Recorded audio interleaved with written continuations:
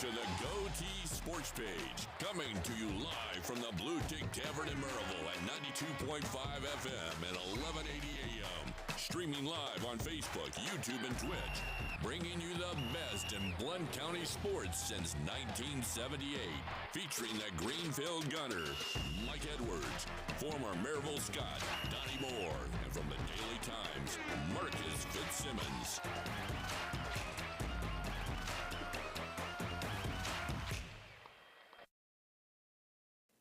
Hello, everybody. I'm Mike Edwards, the Greenfield Gunner, and I'm here at the Bluetick Tavern in downtown Maryville, along with Blount County Sports Hall of Famer Donnie Moore, longtime sports writer Marcus Fitzsimmons, and Carson Newman assistant football coach Tony Iruli. And this is the GoTeezSportsPage. The basketball Vols will try to sweep Vandy, and we're going to the whistle blows. And now let's set today's lineup card. Donnie Moore will report on the latest high school sports scores involving Blount County teams, and will follow up with some national sports stories. Marcus Fitzsimmons will be on board to update us on what's happening in local high school sports. Marcus will present his feature, Mark It Down. Maryville High School Wrestling will be highlighted. I'll talk some Tennessee basketball as we look back on the Vols week, and then we'll spring forward to preview today's game with Vandy. We'll talk some Lady Vol basketball and throw in some UT softball and baseball. The Let Her Rip segment is set to go, so let's break the huddle and dive right in. Good morning, everybody, to golly, spring has sprung. Good morning. That's right. We're about to spring forward. No kidding. Daylight saving time this weekend. Summer sprung. That's what's happening out there. Well, I'm so glad that Donnie's back. I mean, there's a lot of pressure on us. Thank you, sir. There's the three of us keeping everything together. But we're glad you're back. You guys did well. I listened. You listened to us. I did. Yeah. Well, did you get the local surgeons all taken care of and local here? I hope so. I'm telling you, I'm about done with surgery for a while. All right. My fingers crossed. All right. Well, I got a little rip here this morning. You know, the Vols got beat last week against Alabama, leading the whole game. Mm-hmm. Yep. Trying to figure out what happened. Last Saturday, the Tennessee Vols basketball team took on the Alabama Crimson Tide in a game with a lot on the line. The SEC tournament seeding, NCAA tournament seeding, and possible share of the SEC regular season championship. The Vols were in full control of the contest until the last few minutes, until everything went south. And Alabama stole one from the homestanding Vols, 71-69. It was the 10th time this season that Tennessee had led by double figures during a game and lost. Even with that being said, I had a hard time making any sense as to how they threw this one away. Tennessee had 6 turnovers, Bama 10. Tennessee 40 rebounds, Bama 30. Tennessee 40 points in the paint, Bama 26. Tennessee 25 second chance points, Bama 10. Tennessee took 78 shots from the field and Bama 56. After analyzing all this, the only conclusion I can come to as why the Vols did not come out on the top end was sitting about 6 rows up from the Vol bench, Peyton Manning, the Tennessee Grim Reaper when it comes to big games. Y'all got a better reason than that? I don't know. That's the only one I can think of. I mean, God. I mean, after you throwing out all those statistics about the game, it doesn't make any sense. How the heck that happened? And lead from start to finish and kind of come up on top in all of those different areas. You know, you would think that just one or two of those areas would have been good enough to win the game. That would be surprising if it was the first time that had happened, but that happens over and over again this season. Marcus Fitzsimmons, I know you're sitting down there and arms folded, you're just ready. Peyton Manning, somewhat of a curse for these big games. If Peyton's there and can manage to not be spotted, it's all fine. As soon as the camera finds him in the crowd, Tennessee is done. Yep. Yeah. Stick a fork in them. Yeah. They are done. Well, go ahead. It's Yeah. not his fault. I mean, and he even he brought his kids with him, so he was trying to mix it up and kind of break that jinx, but it didn't matter. Yeah. You know, when that game started tightening up, someone should have come down there and gotten both of his arms and dragged him out of that field house. Don't you think? Right if they had just taken him up to the president's box and let him sit on the second row back there where the cameras couldn't find him, it would have been okay. Tennessee to 1 by 10. Just get up there and hide, yeah. Take him and stash him in a closet or the restroom or somewhere other than right down there at the game. If the camera sees him and the play-by-play guy mentions that Peyton is there, Tennessee is doomed. Yeah. Okay, well, hopefully they've paid. Have an argument for that. They've paid him a little extra money not to show up today. Yeah. Well, you're the basketball expert here. What happened? Well, I really think that a minute, not being out, he got hurt. Yeah, I think that was big. Yeah, sure. That was huge. You're thinking, well, what kind of difference could he make? Well, could he have made the difference in 2 points? I think so. Oh, I think so. I think that was a big deal. And I'll tell you something else that turned that game was Nate Oates getting a technical foul. Hey, they were really kind of in trouble, and he went off. And I'm thinking he just went off because he knows he's not going to win the game. I mean, they were really in a desperate situation there. They were down bad, double fair, and boy, they did. After that technical foul, it just seemed like they turned it around. Just gave him some type of motivation. Sometimes, Tony, a flag on the field or a technical foul sometimes can be a get everyone all jacked up. Yeah. And it was just surprising. And I know that usually a Tennessee game they're usually the strongest down the stretch. Yeah. And this year has just been it hasn't been this way at all. Nail biters. Yeah. Nail biters. Marcus. Bama, in their defense a little bit, and I didn't have this one out there, but they started filling it up with 3-point shots. Yeah, and I'm telling you, three's better than 2, and 3 will get you back in pretty quick. Mm-hmm. And that's Oates' MO. That's what he wants to do, and Alabama's been very good at doing that. And Tennessee played them so well defensively, especially the first 15 minutes. Alabama did not get a really good look. But what he drew up, what they came up with to try to get open, required them to put some extra effort into it. And I didn't see that extra effort really until what you said, until he picked up the technical, and then the guys started putting some extra effort to it, and they started getting some better looks, and law of averages came into play there a little bit. Yeah, I think so too. Well, I'm a firm believer in everything kind of evening out. And I think Alabama kind of stole this one this year, and I think Tennessee last year, if you'll remember, hit that. Well, who was it? Masak hit a shot there. It looked like almost at half court, and won the game with just. Well, I don't think it was half court. It was just a couple of steps across half court, but still a long shot. Well, it was a prayer. Let's put it that way. Yeah. At the buzzer, and Tennessee came away with that one. So anyway, we're even, I guess, going into the SEC tournament. We'll see what happens. Hey, the Vol baseball team. Picked up a win yesterday against Wright State 4-3 and pushed their record to 11 wins and 3 losses. And they'll have Wright State in there today at home at 6 o'clock and have them again tomorrow with the series ending up 1 o'clock. And your thoughts, Marcus, on this Tennessee baseball team? They starting to put things back together a little bit? Well, we talked about last week. They went up against the number 1 team and got a measuring stick of the difference between 1 and 2. And they got a good taste of where the bar is going to be this season. And I think they've taken that as, okay, we've got work to do and we're going to go to work. And that's what it's looked like since then, that they have just settled in and are trying to get a little bit better about this thing or that thing the last week or so. Yep. Well, they've got. Now they didn't look promising last night because it took a walk off. Yeah. It took a miracle in the ninth there to make it happen. Yeah, but it did. Knowing you can do that's just sometimes really important down the road. Well, the Lady Vol softball team, they opened SEC play this weekend, and the Vol baseballers, they'll open it next weekend. I think they're at Georgia for a series down at Georgia to open their SEC season. So. It's going. The Lady Vol softball team, as I mentioned, they had number 17 LSU, and they knocked them off yesterday 5-0. And they played a really good Belmont team earlier in the week against an outstanding pitcher for Belmont. They won that game 1-0. So the Lady Vols softball team, Tony Iruli, and we've talked about this before, pitching. Yeah. Done the pitching.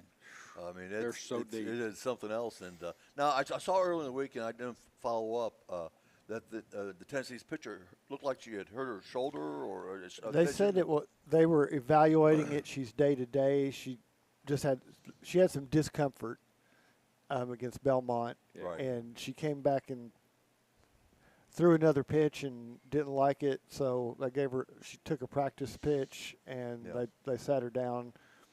And like I said, it's going to be day to day. As far as we know, it's nothing serious, but it could be one of those nagging things that's going to, you hate to say it, but it could be something that bothers her the rest of the year. Sure. And those softball pitchers, I mean, they throw. Well, you're talking about the person who's thrown the fastest underhand pitch in history. So, right. Yeah, that's that. Even if you slow her down a little bit, she's still pretty good. Yeah. So is she scheduled to pitch this weekend, or? I think they have her penciled in, but I don't believe it's a guarantee that she's going to. Gotcha. But when it's a you long look, season ahead. But and here's the thing: when we talk about this team's gotten a little more exposure maybe than some of the others back in the 2000s. But is it 21-0 now, Mike? 21-0 as of yesterday. So they still don't have the best start in program history yet. Still not. They've still got really? They've still got to win today to tie the mark. Wow. So, because when they were 19-0 coming out last weekend, it was the third best start in program history. Wow. I mean, you've had some Tennessee Lady Ball softball teams that have had fantastic starts, and we've talked about this. We want them to finish that way. We want them to finish the season with 20 straight wins and a national championship. Sure, they have a baseball, softball Hall of Fame. I don't know. Each one of the teams may have an individual Hall of Fame. I'm talking about a national softball Hall of Fame. They should if they don't. I don't say know. Karen Weekly ought to be in it. No doubt. Yeah, I mean, as many wins as they've been over a long time. Well, we built the basketball Hall of Fame here in Knoxville. Let's coached before the Weeklies? Actually, I mean, they've been over there forever. I know the name. She actually ended up coaching at Seymour when the Weeklies came. Been a while, hasn't it? It's a while. It's been a while back. Yeah. But and again, it's been such a strong program. And the thing I love is that the camera angle where they've got it mounted now, when they flash out to left field, what you see is some player in another uniform running towards the wall hopelessly, and then you see Sarah Feckety's jersey right there on the light pole. Yeah. I think that's fantastic. I mean, I don't know. I don't know if they intentionally planned to put her out there in that particular position, but every highlight reel you see her jersey up there in the background. Very good, very good. Well, they got LSU today at 3 p.m. and tomorrow they'll complete that series at 2 p.m. with LSU. What was the score? What was last night's score? 5-0.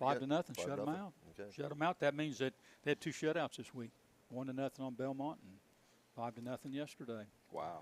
And I hate to go from the top of the mountain with all this good news, but I've got the Lady Vol basketball team right here, and I want to talk a little bit about them. Well, we don't have to talk about them anymore after today. Well, Mike. they went down to Alabama in the second round of the SEC tournament, and they lost 64-76, and they've now lost 7 straight games and 10 of their last 12 games. And I guess my biggest question, y'all can jump in on this, and Tony, you've been around coaching. I've been around coaching. Donnie's been around coaching. Has Kim Caldwell lost this basketball team? She lost it? Well, it seems that way right now. Yeah. It just seems like they've got nothing to build on. Usually, you want to be strong. Obviously, at the end of the season to give you momentum going into the playoffs and the championship rounds and all that. Not having it right there, and I think she's going to be on notice going into next year. Yeah, the worst thing you can have as a coach is as team, with tournament play, on the line, your season on the line, and just not believing in the coach and some friction there and some discipline problems, whatever it might be, and next thing you know, they're just not They're not with How many you. straight? They're not on the same How page. many straight have they lost now? 7. 7 straight. 10 out of 7 in a 12. row. Marcus, what do you think? I think they're done. I know there's the popular opinion is they're still going to get in. I don't. If they do, they don't deserve to be there. No, they got 13 losses. But 16 and 13. I think the streak ends this year, and it should. Boy. Well, Caldwell took some heat, didn't she? By at least from some other fellow sportscasters, anyway, for calling them out and telling them quitters. Yeah. Well, so I don't know that kind of stuff. That when she said the team, I don't know, South Carolina or Connecticut or somewhere along in there where they got trounced. Yeah. That she made the comment that when it gets into the second half, this team just might quit on you. Yeah. Yeah. And these are young kids. Sure and that's a pretty powerful word, Tony, from a coaching standpoint to use with your team and expect them to respond to that word. That's word. That's the kind of comments that you keep behind closed doors. Yeah. And talking face to face directly to the team. And definitely. That's something that you usually don't bring out in front of the public, press, and all that. And even in close quarters, you're kind of walking thin ice to use that because players, they take that to heart. Oh, yeah. But at the same time, I mean, you can see the frustration because you have players on this roster who've literally stepped away from the season. During the course of events, you had players who couldn't handle their business in the preseason and ended up having to be walk away. Yeah, they're gone. So I think some of it is a combination of a young coach, and I think some of it is the whole new world we live in with college athletes, that you're walking that thin line, but if you're requiring a disciplined style of play, it's very hard to, and I would imagine kind of frustrating if you can't get them to play that way. I mean, you've coached. I mean, what do you do in that situation if you can't yell at them? Well, you walk a fine line today, don't you, Tony? Back in our day when we played, it's a little different. I'm not saying Bobby Knight be throwing some chairs at people. I'm not saying. I think players today are bigger and stronger and more athletic. Yeah. I'm not going to disagree with that. I don't know that they're any better shooters. Just shooting. We're talking about basketball, but from a head standpoint, I think just because of the way we were brought up as kids back in the old school days, the way the discipline you had in your families and so forth, and at school and different places, that I think it made you a little bit thicker skinned. I think you were able to take a little bit more criticism, hard criticism, and today, I think that's and you're still in it, Tony. You can expound on it a little bit, but maybe you got to be a little bit more diplomatic about it. Well, the days that we kind of grew up in. I mean, you talk about your Bobby Knights and your Bear Bryants and Woody Hayes and all that. Yeah. I mean, there was no touchy-feely stuff going on. And you had a parent all wrapped in one with all those guys. Like this. Exactly.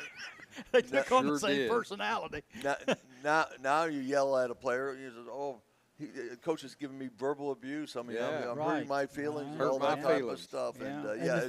And the thing is, we have an environment where if a player says that, people will listen, and it's not going to be, if I can remember some press conferences where Pat Summitt was hard on the team and was not complimentary of them. But the thing was, it never got past the Daily Times and the Knoxville News Sentinel or the Knoxville Journal. It wasn't on ESPN 10 minutes later and being talked about on sports radio in the morning. Yeah. It's a different world. So, yes, I would agree to a degree that some of the athletes are not as mentally tough with the thick skin. But at the same time, they're playing on a different stage where every single thing they do, good or bad, is going to get overhyped on a national stage. I mean, the level we grew up with, that if you made Sports Center, it was a huge thing. People talked to it. Now it's like, correct. You're on there no matter good or bad, almost instantly. Hey, I can tell you right now from experience. Back in the day of old school coaching, apply those coaches today, they'd have them in prison. Tony? Yeah, I'm sure I'd have a good time seeing them all. Because whether or not I'd be incredible. whether or not the incident really happened makes no difference. No. Well, it does legally, but Yeah. but the accusation is what damns you. Yeah, yeah. And you know, if you're and what happens? Yeah, what happens is the accusation.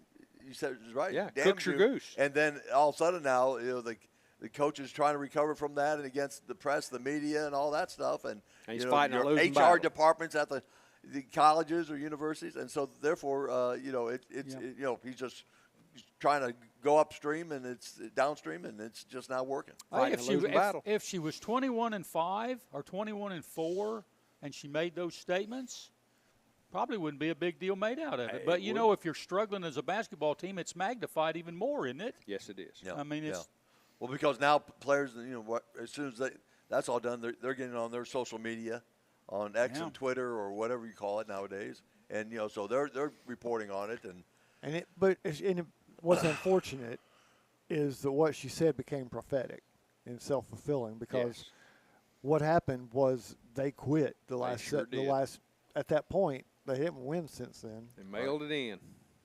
So it's like you basically quit on decision. They showed her. You know what I'm saying? We'll show you. Mm-hmm. We just won't win. That's a tough deal. But listen, she lost senior guard Ruby Whitehorn really before the season started. Yeah. I mean, that was kind of an omen right there. And then Kaya Wynn exited the program after senior day. You know how I mean, you're right there on senior day, and she's upset because she didn't play, and she goes to put her in the last few seconds, and I'm not going in. In fact, I'm not going in. I'm leaving. In fact, I'm going out. I'm going out. And then you got Cooper getting benched against benched against Alabama in the tournament and sitting over there, and she didn't even go into the locker room. After the game, Tony's going, hey, you got to save that for the locker room. Well, she's out in the hallway. Yeah. She's not even in the locker room. And see, that's the sort of thing that Tennessee is not known for. It's always been a disciplined program. So that's what makes it even harder for the fans to take, because they're not used to this type of thing. Mm-hmm. And I don't put that all on the coach. Like I said, some of it is the NIL and that freedom and recruiting and all of that goes into it, where the athletes have a lot more leeway and freedom than they ever had before. That's not necessarily a good thing. No, with the NIL, we got on teams now. We have too many captains and not enough sailors. Yeah. Mm-hmm. Tony, I can tell you this. I think she said something about, well, I was just going to let her vent out there, maybe get some air, and so forth. If I'd have done that with Coach Mears, I think we lost. I think I'll just stay outside the locker room here and vent and get some fresh air. They would have drugged me in there, and he would have given me some fresh air. It would be called. You'd be hyperventilating after he got done with you. Well, if you did that with Coach Mears, you'd have had a new hole to breathe through. I'll tell you that. Exactly. Sure. If you did that with Coach Mears, where's the oxygen tank? You wouldn't be here. You'd be back in Indiana, so we'd be talking to someone else. Yeah. And you know what was worse than that? Was the follow-up, when you had to go back up on the practice floor after all that. It was I can't speak for Tony, but I think a big difference in the 4 years I spent over at UT, well, 3 on the varsity and 1 on the freshman team, was the fact that, it was, people said, well, why was Coach Mears so effective? Why did he do such a good job? And I told people, I said, well, I played with a lot of fear. And you talk a lot of former players, they said, well, we played with fear. You don't, and it was kind of a wholesome fear, because you knew that, if you didn't get that win, you were going to be worked doubly hard to get ready for the next game. Sure. Yeah, that's right. And so you had that fear. You didn't want to ever let up in a game, no matter how bad the score was, because that film was going to be shown, next week. And you better be diving for balls. And Mears used to say, if you don't get that ball, you better come up with a hairy leg. Yep. And if it showed on that film that somebody was letting up, I'm telling you right now, that's you didn't want to be in that. You didn't want to be in that room if that showed anybody that wasn't putting out right there. Well, in college, I played for a guy named what was his name? Lon Hersburn. I think I remember him. Yes. And, nice guy. Oh, just what a wonderful, mild-mannered guy. Except when he got on the football field. Except when he was coaching. And, during games, our worst part of the games was not during the game, it was during pregame. Because we would literally beat the crap out of each other for that 10, 15 minutes before the games. And we're walking off the game field during pregame. We're half dazed.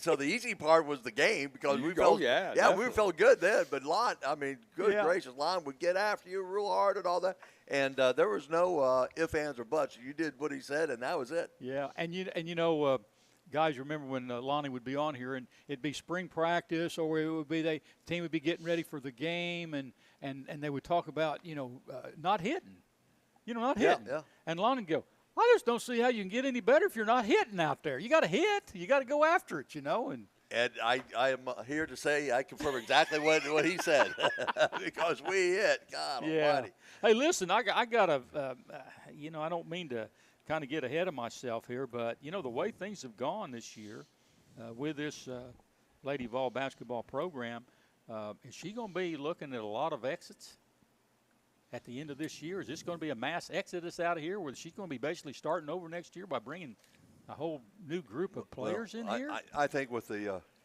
era of the NIL, there's going to be a lot of players that are going to be leaving because they're not happy. They didn't play very much and just don't feel like they got a future. And then she's got to go out and recruit a new team, and she's got to convince the ones coming in that, hey, it's a whole different era. We need you to come in here. The ones that we had last year, they just didn't buy into the system. We're Tennessee. This is what we're all about. And so she's going to lose them, and then she's got to really go out there and do a great job. Well, see, I think she can. You've got the possibility because you had such a good recruit, and the bulk of this class was true freshmen that were coming in from high school. Is that if you can hold on to that nucleus, you've got something where you can build if you choose to.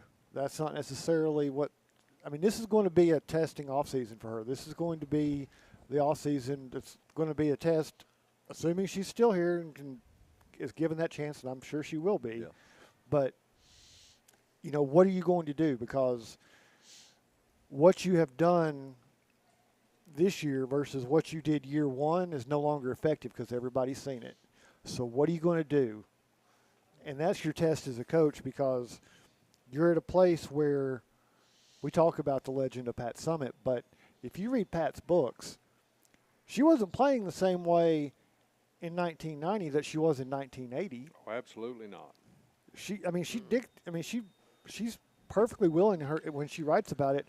She went to the best coaches that she could find out there to find new ideas and new ways for them to play. She evolved. That's going to be the test for Caldwell. If I'm recruiting against Kim Caldwell, she's got a platoon system going on over there. Where she's just, and if I'm recruiting, I'm a top player. A 5-star. I don't know what you call it, franchise player. Yeah. Pat had him over here. She always had a franchise player, and everybody around him tried to that player bring him on up.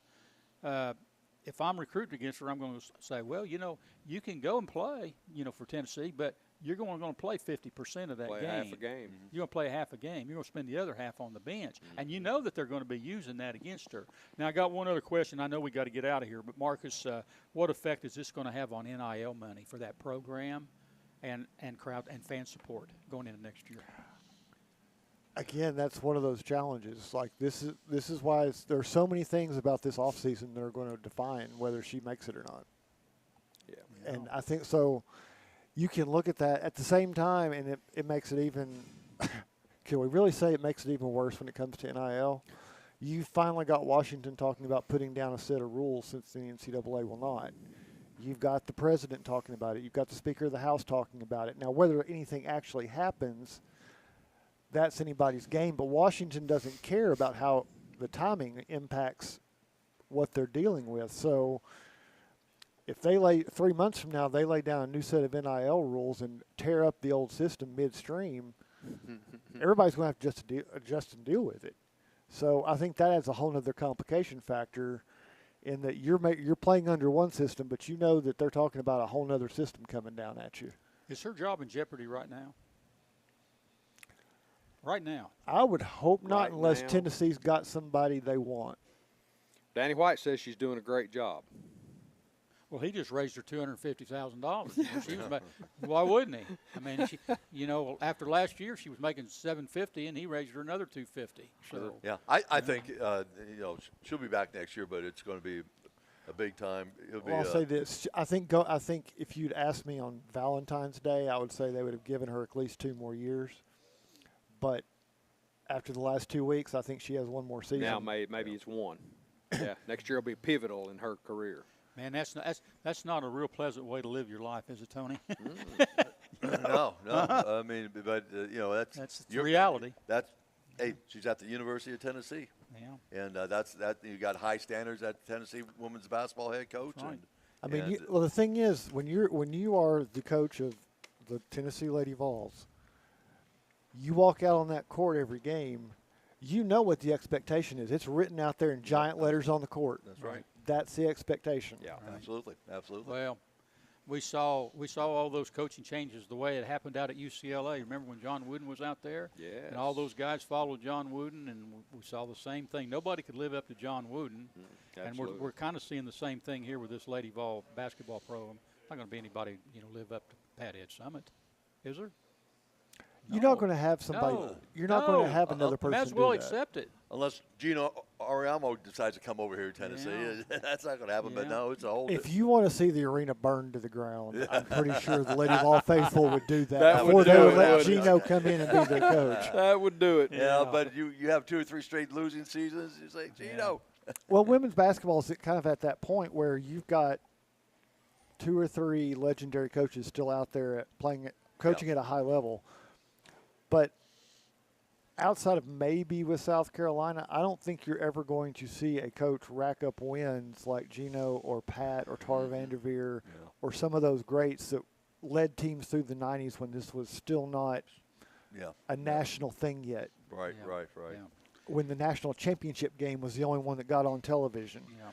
You're not – the people who started there put down wins and put down strong programs that you're not going to touch 800 wins. You're not going. I mean, that's just not going to be a reasonable possibility, especially not at one school. No, that ain't just that's a time of the past. But heck, I still remember when women's basketball was it AIAW? That was the. Yeah. It wasn't NCAA. No. It was a whole that doesn't even really seem all that long ago. So they've really come a long way. They sure have. Fast. A lot of parity in women's basketball. And good for the sport. Absolutely. Good for basketball. Good for the sport. Everything. Hey, we'll take a timeout here, and when we return, Donnie Moore will provide some high school scores from around the area, and then veteran sports writer Marcus Fitzsimmons will join us with his feature Mark It Down. You're listening to the GoTeez Sports Page, Blount County Sports Voice, and now stay tuned for the best in local sports. For over 90 years, Anderson Lumber Company in Alcoa has proudly served and supported our local communities. Locally owned, so the money made here stays here. Whether you're renovating a kitchen, bath, new floors, doors, or windows, Anderson Lumber is so much more than a lumber store and can take care of you from design to install. We welcome you to visit Anderson Lumber in Alcoa for all your home's needs, or shop over 67,000 items online at AndersonLumberCompany.com. Anderson Lumber since 1925. Aubrey's is known for real comfort, real food, real good. But remember, Aubrey's is also really into Blount County. Aubrey's Maryville has been a strong supporter of local schools and sports programs for more than 15 years. From baseball to football, dance teams, and marching bands, Aubrey's has helped schools and youth programs generate thousands of dollars. It's easy for us to do because it's the right thing to do. So the next time you're looking to choose a place to eat, we hope you'll choose Aubrey's. Real comfort, real food, real good. See what's on the menu at aubreysrestaurants.com. Welcome back to the GoTeez Sports Page, and Donnie Moore. Gosh, we got all kinds of stuff going on, don't we? We do. Softball, baseball, basketball. And spring sports are really a busy time in high schools. A lot of them. And let me say now, before we lead into the scoreboard, there was a time where we did not start spring sports until the state basketball tournament was done. That's right. That's correct. And part of this whole thing that's taken place with, number one, with more classifications and taking longer to play the state tournament and having to play girls one week and boys the other, has extended basketball a little bit. And the spring sports have had to move up earlier in the year because kids are getting out of school the first week of May. Yeah. So where we used to go like Memorial Day week, now we've got to be done by Memorial Day week. That's true. So it's moved some things together. So we never used to see this crossover, and it's never been as extreme as it's been the last 2 years. And I was talking with the sports guys about it earlier this week. We're not even state sectionals yet, and we've got baseball and softball and lacrosse playing, and tennis already cranked up and rolling. And they're trying to switch from winter sports to spring sports and looking outside and trying to figure out if it's going to be a day they play or you're not supposed to do that until April. I don't particularly like it. I like it when the sport's done and then you start the other sports because, if you got kids that's playing basketball, for instance, or they're wrestling or whatever it might be, and you got this overlap, and you're as a coach and you're doing real well and you want to go far in the tournaments, and then the kid's thinking, hell, I'm kind of ready to go play baseball. I'm ready to play track. Right. You know what I'm saying? They're ready to go on to the next thing, and I just don't think it's a real good. I don't think it's a real good setup. That's just my own opinion about it. So Donnie, roll us through it. You've got scores from the inside and the outside. Yeah, that's right. We got all kinds of. We're going to be all over the place today. All right. Do it, man. So we'll let's move to our Mandy B Street Realty local focus. If you need anything concerning real estate, go see Mandy B Street. She'll take care of you in a professional and friendly manner. I've heard that. She's good. Yep. She is, no doubt. All right, let's talk about basketball. First of all, regional tournaments are kaput. In the books. Done, in the books, in the rearview mirror. Done. Yeah. Stick a fork in them. They're done. And we're starting to round out a picture of the sectionals and beyond then, as far as that goes. Then the Region 3 3A Championship, Alcoa hosted Red Bank. And the Tornadoes came out ahead on that one. Was that Thursday night, boys? It was a Thursday night game. Yeah, Thursday night. And it was 75-61 Alcoa. Yeah. Over Red Bank. And that was down at Red Bank. Oh, it was? Okay. I see. And in girls action for Alcoa, while we're on the city teams right there, they host Upperman tonight, the Lady Bees. From Upperman. Upperman Bees. Where was Upperman? It's Middle Tennessee. Middle Tennessee. If you go to the exit past Cookville and turn right, it's about a mile up the road. There you go. It's above Lowerman. Yeah, it is. Might be close to Middleman. That's right. Just try to help you out. Oh, man. That's I tell people, corny. You go to the Love's truck stop, go through the first traffic light, and keep on going, and you'll see it. I know what you're talking about. I got it down. Now. But anyway, Alcoa hosts Upperman tonight in the sectional. After winning, the girls won a 60-52 region championship over Heritage. How many times you say they played? Fourth times they played this year. Woo. Wow, man. And I'm going to tell you, you're going to get to it because Alcoa is playing. The Lady T's are playing tonight too. Mm-hmm. I'm not sure we might not see them meet a fifth time. I wouldn't be surprised at all. I mean, you want to say that's not.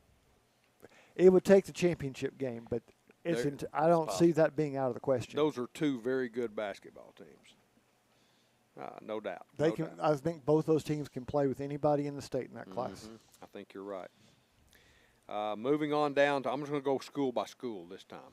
Moving on down to Eagleton, we don't have any basketball scores to report. They're done. For Eagleton. They're cooked. They're done. Yeah. So moving on to softball for Eagleton. Eagleton played Wartburg and what do they call it? Whitewashed them. That's what I'm looking at. 17-1. Yeah, that's pretty good. Eagleton 17, Wartburg 1. Playing on that new field over there. I tell you what, my My grandson plays over there. He's in the middle school over there. Nice. I tell you what, it's big time nice. Gotcha. So I don't think you've got it, Donnie, but I had somebody text me about it earlier this morning. But Eagleton's flag football team, because flag football is officially a girls' spring sport now. Spring sport. They finally figured it out and figured out if it's going to be fall or spring. So it's a spring sport. They opened with a 30-0 win this week. Nice. Shutout. Sounds good. Well, I've got a baseball score for Eagleton as well. Eagleton played Catholic, and Coach Cupp's Catholic team walked away from that one 19-2. I can feel the spirits, the Catholic spirits. You can, can't you, Tony? That's right. Let's see. Moving on down to Greenback. Nothing to report for Greenback. They're done with They're winter done with sports. basketball, and they're gearing up a little bit for spring sports still. Okay, good deal. And Heritage. Move on to Heritage. Girls play White County tonight in the sectional. Boys are done, right? The boys got upset by Red Bank in the regional, Yes, so and that was that's how why- Red Bank ended up that's playing why Red Alcoa, Bank because ended up playing Alcoa. Heritage and Alcoa were going to play for the boys were going to play for a fourth time in that region title game. I started to say they've played 2 or And 3 times already. Red Bank. This is the second time in 3 years Red Bank has hit them in the semifinal, where we thought Heritage was a sectional worthy team. Red Bank, the So, spoiler. and I hate that for the Mountaineers. They had such I a do good too. season. Had so many things that went right for them this year, and it was. I know they were disappointed, but it was a great run for them. But yeah, Lady Mountaineers, because they lost to Alcoa, they will be traveling to White County tonight to play for the state championship tournament spot. And I've got a baseball score for Heritage too. They played the Gibbs Eagles on Thursday of this week, and the Mountaineers walked away with this one 12-2. Run ruled them. I tell you what, that's such a well-run program over there. It is. Robbie does a great job. Robbie's got to be happy with that one. I mean, if you beat Gibbs baseball is no joke. No, it never is. They never have an off absolutely. year. So getting that win's big for them. And I don't have the time on it, but I believe it's still on despite the forecast. I believe Heritage and Maryville softball are scheduled to play this afternoon. Oh, okay. Cool. How many years has Robbie been the head coach over there? It's got to be at least 20. Yeah, long Oh, time. I think it's 25. 4, isn't it? 24. I think the program's been there 26, and he's been there 24 of them. Wow. I think. What a great job he's I think done. I saw that yesterday, or somewhere abouts there. Yep. All right, moving on down to the Rebels of Maryville High School. They played Sevier County in the Region 4A championship, and I'm talking boys basketball here. Sevier County upsets Maryville, 68-59. So Maryville has to travel in the sectional. When's that, Marcus? That'll be Monday night. Monday. They will go to Bearden. They have to go to Bearden. Well, that's a tough place to play. Oh, it is. I know. But you know what? It's not like Maryville doesn't know how to play at Bearden. Oh, no. Up until this year, that was the district game, and they saw them 3 or 4 times a year. So they know all about about playing at Bearden. Yep. And I believe they played them non-conference this season as well over there. So, I mean, that's not good. It's a good team, but it's not like they're walking into a place and going to be intimidated by the environment. Sure. Oh, no, they're not. They don't. 2 teams that probably deserve to be at the state. Most definitely. And your other one, Sevier County gets to host Science Hill. So, the Smoky Bears, I won't say they got an easy road, but it's I will. it's not the same. It's not the same. I would rather see Maryville and Bearden playing the other 2 teams in some combination to try to get us the best team there, because I feel like Maryville and Bearden are probably the best 2 of the 4. Well, I got a couple other scores from Maryville High School. In softball, Maryville hosted Greenback and won over the Lady Cherokees 15-6. And then in baseball, these are all Thursday games, I think. Baseball, Maryville hosted Oak Ridge, and the Wildcats came away with the win on that one, 13-6. Okay. So, move down to Seymour. We want to move down to Seymour. You've already been there, haven't you? I'm familiar with it. You've been there a long time. Baseball, Sevier County versus Union County, and Union County gets what I would consider to be an upset right there. Wins 6-4. What sport is that? Baseball. That's a little bit of a surprise. I thought so. Sevier County managed to score. Yeah, I'm sorry, not Sevier County. Seymour managed to score a couple of points in baseball versus West, but West scored 5, so chalk that one up for the Rebels. All right, the West Rebels. William Blount, I have a game scheduled, but is it today? I don't know. William Blount at Halls in baseball. I believe they opened Thursday night. I could be wrong. It may have been. I'm pretty sure it was Thursday night. They did their opener with a win, but I believe they were also playing possibly this afternoon and then again on Tuesday. Got you. They play so often. I get some of them confused because we've got so many sports running right now. Oh, really? Because I will say lacrosse is opened as well, and tennis, especially Maryville tennis, is front-loaded their schedule with a ton of matches going on. So it's a very busy time right now. It sure is. It always has been. I remember being very busy during spring sports time. And we'll go ahead and preface this that they are busy as can be, and next week is going to be a bit of a zoo, all in preparation because when we get spring break week, it's just going to drop off for about 8 days. Yeah. Where there's going to be some stuff going on, but there's going to be a lot of people not doing anything in town. Catch up. Yeah, people will be traveling and going to play out of state tournaments and away tournaments and all that sort of stuff. But as far as activity on the local fields, the lights are going to be off a couple nights. Yes, they are. Well, I told you we were going to be all over the place today, and so that's all we have for the Mandy B. Street Realty Local Focus. Mandy B. Street Realty. She's a good one. See her. Good job. So now what we'll do is we will lob the ball over to Marcus.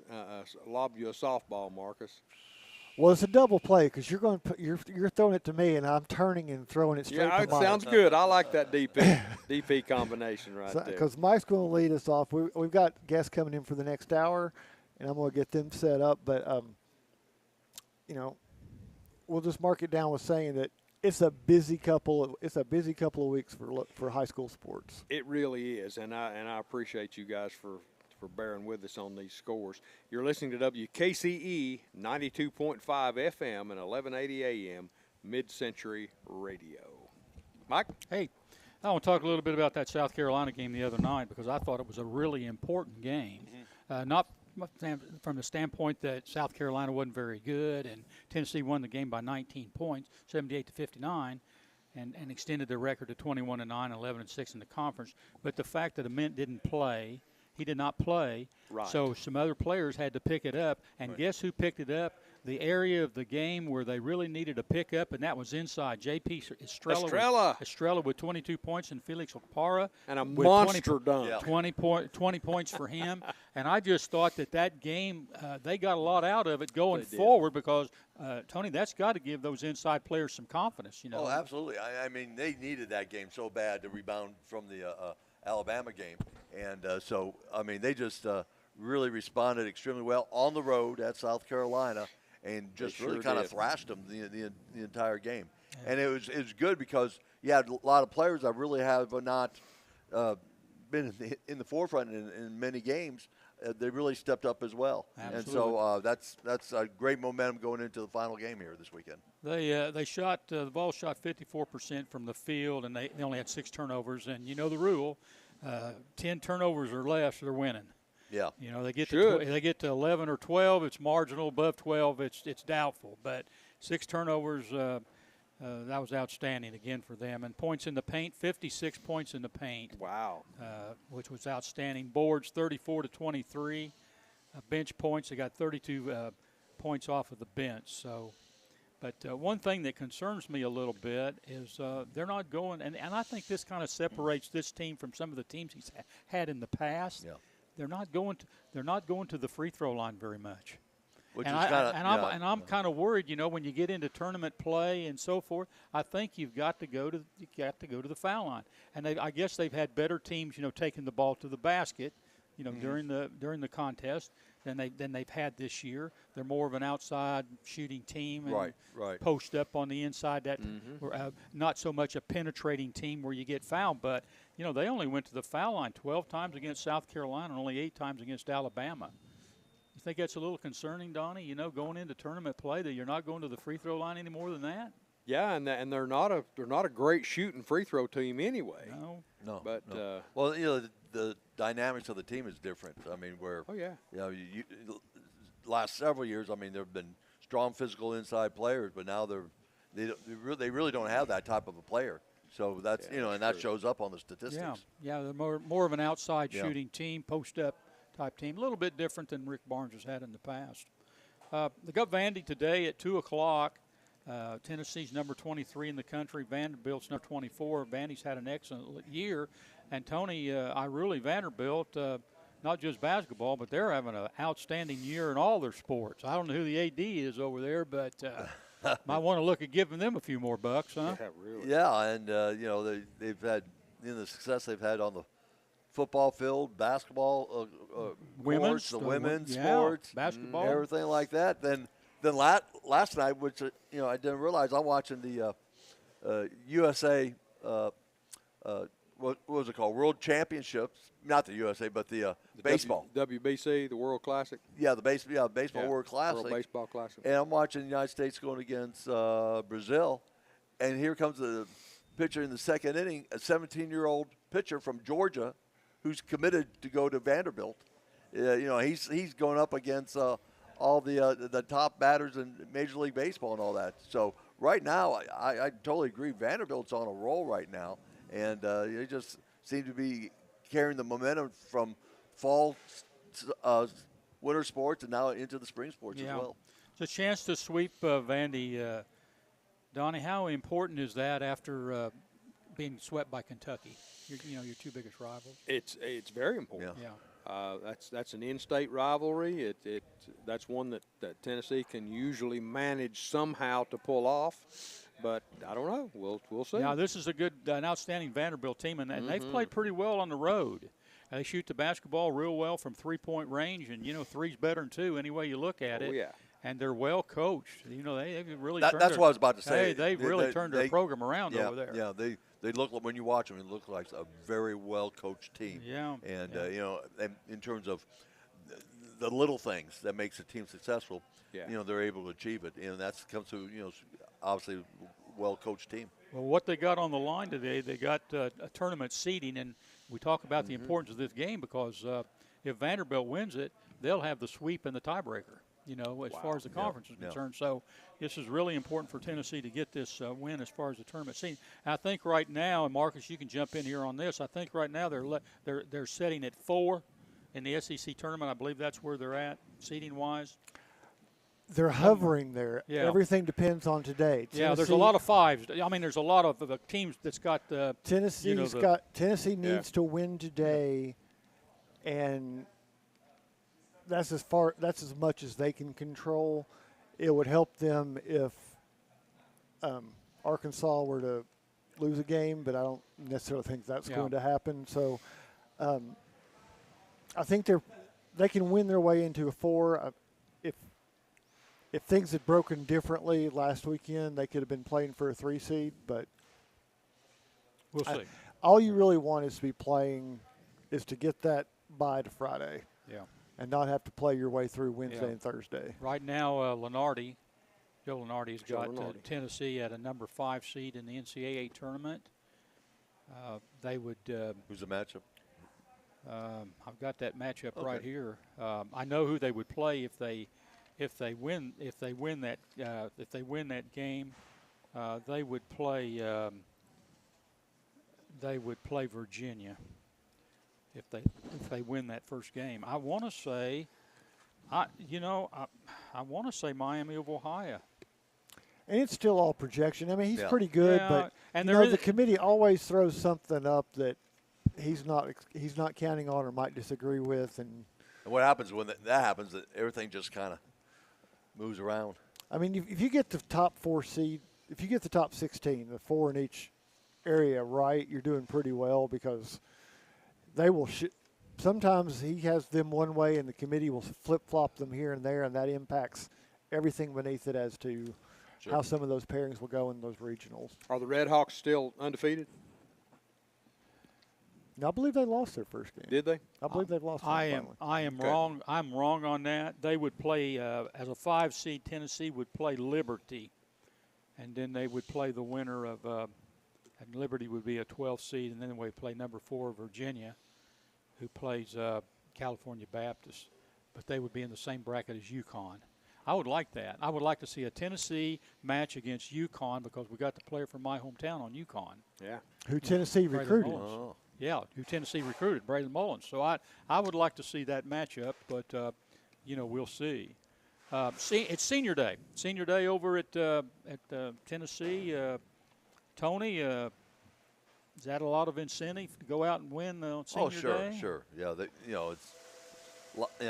play at for the game for the seniors, and there's going to be a lot of enthusiasm and excitement for the game. They want to finish off strong with their career at the University of Tennessee. So yeah, it's going to be a very emotional, high energy type of game. You know what? And it's against Vanderbilt. So I tell you what, looking back on senior game when I played over there, we played LSU and Dale Brown, and they were just so-so. And we were playing for an SEC championship, and if we beat LSU, the worst we can do, that was my senior year, would be at the tie for the championship. And you thumped them. And we tied my junior year with Kentucky. We tied for the championship. My sophomore year, we were, I think, 1 game out, maybe 2, I don't know, but we were right there to the end. And here we were. All we had to beat LSU at home. All we had to do was beat them home because we beat them down there, and we went out there and on senior night and lost. Oh man! And lost. And then we went up to Kentucky, and Kentucky beat us 86-81, and we finished 1 game behind Kentucky. How about that deal? And I'm sure it seems like you're handling it very well right So now. when I see Senior Day, I'm happy for everybody on Senior Day, but it doesn't give me good thoughts. Yeah, it gives you goosebumps right on your arm. Doesn't give me good thoughts at all. All right, Donnie Moore. Yes, sir. We ready to head on down the road? We are. Let's take a break, and then we'll head back down. Okay. Get some sports headlines. All right, it's time to take a break. And next up is the Anderson Lumber Company Player of the Week segment. You're listening to the GoTeez Sports Page, and now stay tuned for the best in local sports. The Roger L. Newman Company began in 1984 with a vision of providing Blount County with excellent heating and cooling service. Mr. Newman also wanted a real business. No gimmicks and no high-pressure sales. They just fix it or replace it. They want to stay within your budget and make you comfortable. Their motto still stands true today. Call us first, we'll be there. Call Roger L. Newman Company at 982-5446 or visit online at rogerlnewman.com. Cooler temperatures are approaching. Upgrade your furnace now for as little as $50 a month. For over 50 years and 3 generations, the people of Blount County have trusted Stevenson Tire with their vehicles and their families. Our mission has always been simple: to provide quality products at reasonable prices with exceptional customer service. Featuring tire products from Michelin, BF Goodrich, Uniroyal, Bridgestone, Firestone, and Yokohama, Stevenson Tire also offers alignment and brake services at affordable prices. Stevenson Tire Company, 2411 East Broadway Avenue in Maryville. Call 983-1621 or online at stevensontire.net. Welcome back to the Bluetick Tavern in downtown Maryville. This is Mike Edwards along with the rest of our broadcast crew. And now it's time for the GoTeez Sports Page Player of the Week segment featuring Daily Times senior reporter Marcus Fitzsimmons, sponsored by Anderson Lumber Company, where quality service is always a priority. Proudly serving Blount County for over 100 years. Marcus Fitzsimmons, you got wrestling in here this morning. We used to call them grapplers. They call them grapplers anymore, or is it just wrestlers? Well, you want me to open with that, Mike? Is that the lead-in question? I don't know. I kind of like it. I kind of like grapplers. Okay. Sounds like you're going after somebody. I will put that on there as soon as we put them on, as soon as we get them ready. All right. Let me do the quick introductions. I'd be worried when you started to grapple me now. Let me offer apologies right off at the introductions, guys. We'll recover. We've got Maryville Wrestling joining us a couple weeks after state tournament, and finally be able to get them in here. If y'all were listening last week, we had some other wrestling in from Alcoa. It's the same sort of setup. You guys have finally got a Saturday morning kind of off, and you get to come hang out with us instead of just sleeping in. So we appreciate it. But we have Caleb Oliver, Hunter Adams, and Tristan Lawson joining us this morning. Welcome in. And, guys, I'll put you on the spot right away because Mike's going to just take us in a wrong direction to start today. Because that's what Marcus does. But is it wrestling or are you grapplers, or is it both? I mean, I think you can call it whatever you want. But Yeah. I'd just say wrestling, probably. Wrestling? Wrestlers? Yeah. Grappler? Wrestler? I'm going to say wrestling. Wrestler, okay. Okay. So Sorry, man. we can officially say, Mike, what's the kind word? You're old school. Okay. You're old school. Right. There you go. There you go. Okay. Guys, thanks for coming in. Usually I would do the really nice thing and have Coach introduce you and talk about what you've done this year, but we're not going to do away with that. We're going to just put you right on the spot. And Caleb, I'll start with you. Give us kind of a rundown. What weight class were you in this year, and what was the season kind of like for you? So this year I was in the weight class 190. So right under heavyweight. Yeah, right under heavyweight. Well, right under 215. After 215, that's considered heavyweight, I think, at least. I'd say probably my biggest achievement this year, most notable, was probably winning regional champion as an individual. I was honestly shook when I won that match, and it made me honestly fall in love with wrestling even more just from that match alone. And I'm really excited to get back on the mat next year and this camp during the summer. So let me ask you: when you're wrestling for an individual title at regional, it's usually somebody you have seen before and have wrestled before. Was this that kind of case where this was somebody you felt confident about, or somebody you felt like this is my chance to finally get over the hump with this guy? I hadn't personally wrestled the guy before, because when we wrestled West, I was injured, so we had our 175 wrestle up for me, and I didn't get the chance to wrestle him, but he looked pretty mean when I watched him. So I was definitely excited for the match. It was going to be a good one. I could tell from the start. And Hunter, I'll pick on you a little bit. What weight class were you wrestling at this year? I wrestled at 113 this year. Down on the bottom, towards the bottom side. Yeah. Okay, so I always say you guys look like. No, you guys bite. And they're ferocious little things. I've watched these, and it's like you can watch some heavyweight matches where you don't feel like there's any motion, and then you can watch the lower weight classes, and you feel like you're watching fast break basketball going up and down because these guys are moving a lot.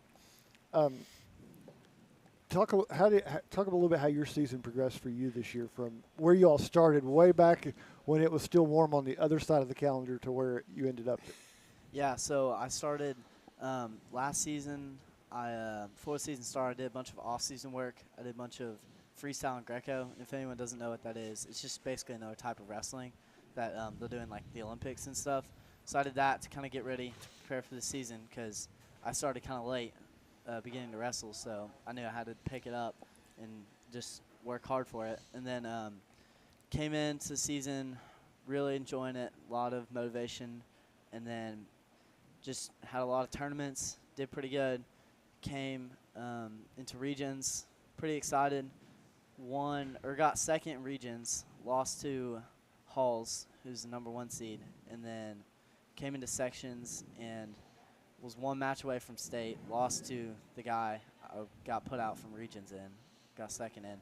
So one match away from my goal, but overall, really great season, and I'm super excited to advance. If you're still wrestling in the the February weekends, you've had a good season. Yeah. We'll go ahead and tell sure. people that because you've accomplished something to still be wrestling in February. And Tristan, I'll pick on you now. You ready? Okay. So if you're not watching us on Facebook, if you're only doing this on radio, I've got to tell you there's pink highlights here that I'm really loving. So Tristan, go ahead. You've got that unique position here that we've talked about this for several years, but girls wrestling in this state has gone from an afterthought to a main event. What got you in on this main event type of this the girls wrestling program? I ran track, and one of my friends who's also in the track team with me started wrestling, and she introduced me to it. And then I started last season was my first year, and I just fell in love with it.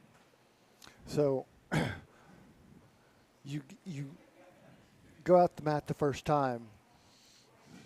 What is your thought like? What's going through your head the first time you walk out there? Is it scary? I was terrified.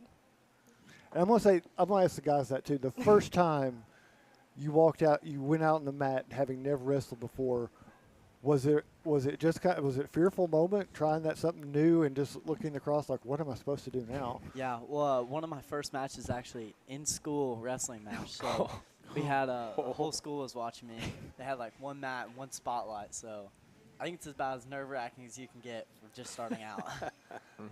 What was it like for you the first time you walked out there and you were like, okay? My first match was in North Carolina. We were at the Great Smoky Mountain Grapple. I think that's at least what it was called.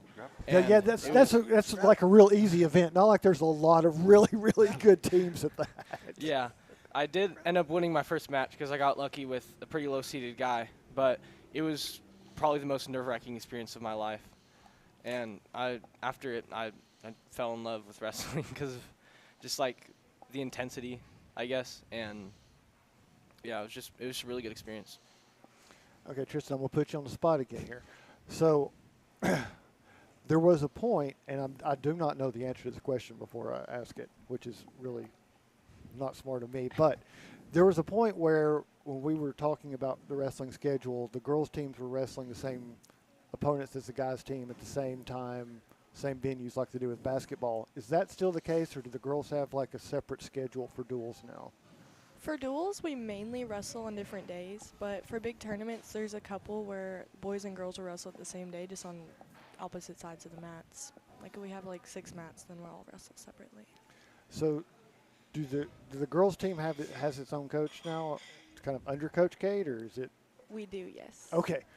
That's where I was trying to get to, because at one point it was like everything was kind of, like I said, it was almost like everybody had 2 or 3 girls, but nobody had a full team, and it was just kind of tagging along. But that's not the case. So when you have, like you said, you've just come into it recently, who do you look for on this team? Like, do you have veteran female wrestlers in the team? Yes. I look for our senior, Lily, and then Delilah were my main motivation. And then I just like watch the boys, or I watch the coaches, and it really helps me. And in this area, and I will say there are some of the strongest girls wrestling programs are on this side of the state out here. Does that help because you're getting a lot of strong competition from the beginning? Does that help in the progression of a season, especially if it's something you just started? Yes, if you have a harder competition, like when you start, it makes it a lot easier to grow than it is if you were to be like really easy, because once it gets hard, then it's just like you lose and you don't get much work out of it. And guys, I'll put that kind of the same thing to you. We saw some realignment a couple years ago, and we went from some classifications where there were a lot of teams and basically 2 classifications for this area. There were technically some more, but to something where you've got most of the big schools together, and then for this county, you've got strong programs at Heritage and Alcoa and Cessie's that are wrestling down a level from you guys, but they're wrestling the Clevelands and Bradleys that are. Does that just raise the bar for everybody when everybody's wrestling in really strong regions? Does that just bring the entire level of competition up? Yeah, I'd say it definitely increases the intensity you have to train. It makes just wrestling more of an interesting sport, honestly. Bringing up the challenge, going against harder regions, it makes it more fun of a sport, in my opinion. Does it add something a little bit more to some of the county rivalries, we should say, I guess, when you get the chance to wrestle against an Alcoa or a Heritage or a Sessi or a William Blount, does it add a little bit more because it is that rivalry, but it's not somebody most of those aren't somebody you're going to wrestle with in the postseason? Yeah, I mean, I think it definitely adds some more. I always love going out wrestling Alcoa and William Blount and all these schools close to us just because, football, obviously, everyone knows Maryville and Alcoa have a big rivalry. So we like to bring it to wrestling and just kind of incorporate it the same way.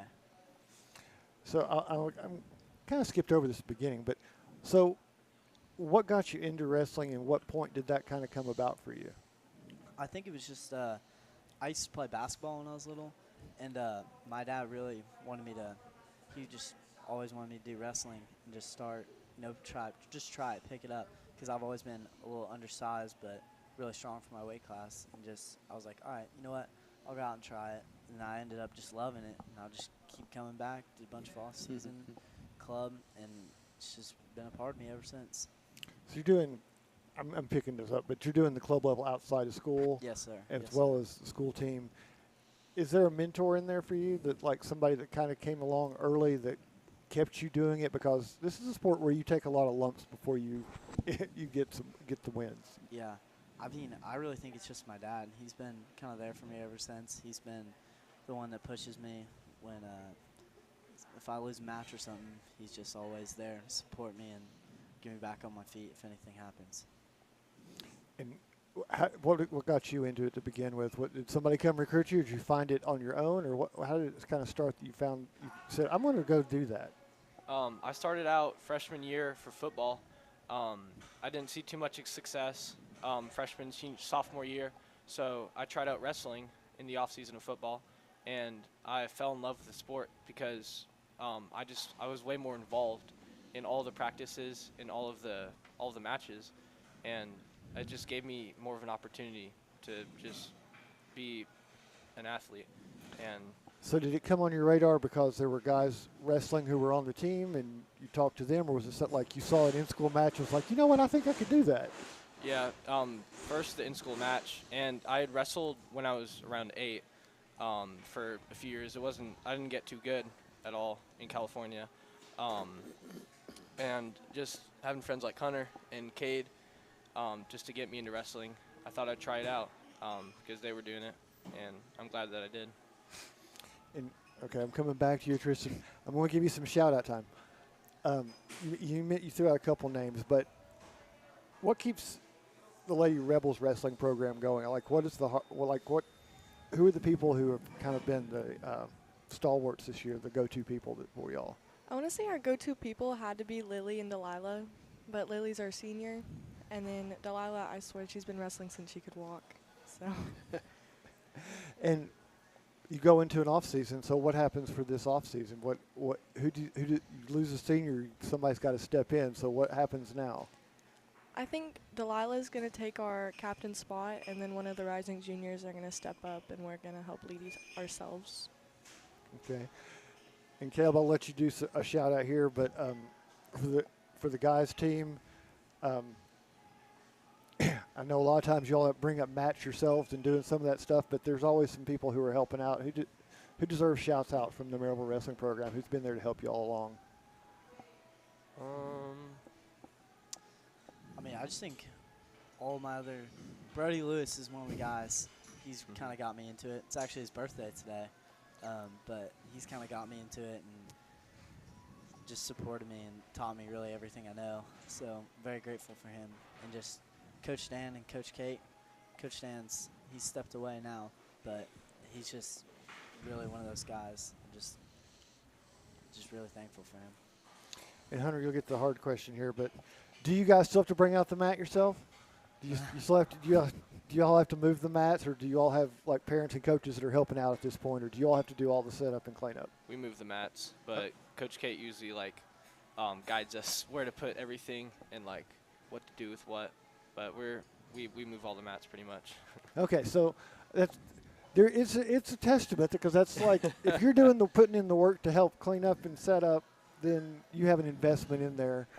And I've always thought that was one of the best things about wrestling, because it's not like the basketball team's going up there and hanging goals before a game, But you guys have to come out there and get your whole area set up and be a part of it. And I've always thought that was something unique about wrestling that helps the investment in what's going on, with a little bit of sweat equity invested there. Guys, I appreciate you coming this morning and talking with us a little bit about it. I'm going to close off with one set of questions, even though Donnie's telling me we need to go. So we'll make these short answers. But if we put you on the recruiting trail for Maryville Wrestling to go out and find your replacement, what's your sales pitch to come out and give Maryville Wrestling a try? And Tristan's looking at me with the most apprehension, so I'm going to lead with her. So if I were to recruit somebody to wrestle, I'd really just tell them about like how fun tournaments are, how rewarding it is to go out on that mat and give everything you have, whether you win or lose. It's a lot of work, and it gives you a lot of reward mentally. Like, how much you put into it, and you really get to see it show out. I'd just say that it's literally for everyone, because it's every weight class, every single weight class. It doesn't matter how much you weigh, because you go against the same person, the person that weighs the same as you. Yeah. And just going out and competing against one single person and is the individual aspect of you can't rely on anybody else to get the work done. You have to do it yourself. And, yeah. I would say to both Caleb, there's no one else to blame for your losses. It's just one other person and you going against each other. One mat. You can't really blame the ref for too much for anything. If you lose, it's just kind of on you. So I think it's not like basketball where it's like all a team sport and it's you lose as a team. It's just you lose or you win. There's no in between. That's why I love it. I think that would work. I think you would find the kind of athlete you're looking for there, Donnie. I think you're right. Well, Mike, go ahead and turn the page. I'm going to let these guys go because they've got a Saturday morning to have, and we've still got a show to finish. So we'll go ahead and turn the page. Very good. And congratulations to all of you this year. Yeah. For inviting us. Yeah. Hey, time for a break. And when we return, it's the Boyd Sports Spotlight. You're listening to the GoTeez Sports Page, and now stay tuned for the best in local sports.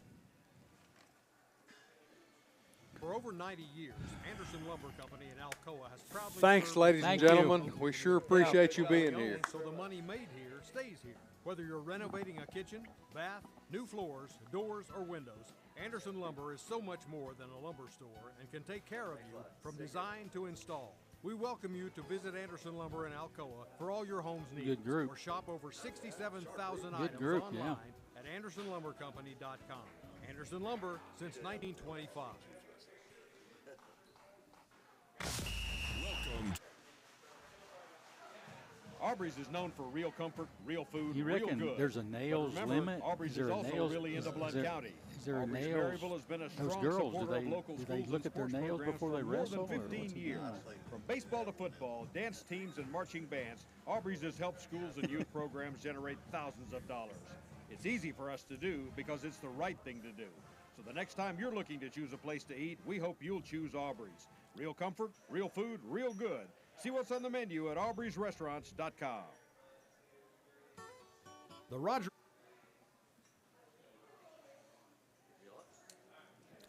Welcome back to the Bluetick Tavern in downtown Maryville. This is Mike Edwards, and it's time for the Boyd Sports Spotlight segment with Donnie Moore. And Donnie, got a lot of headlines there, don't you?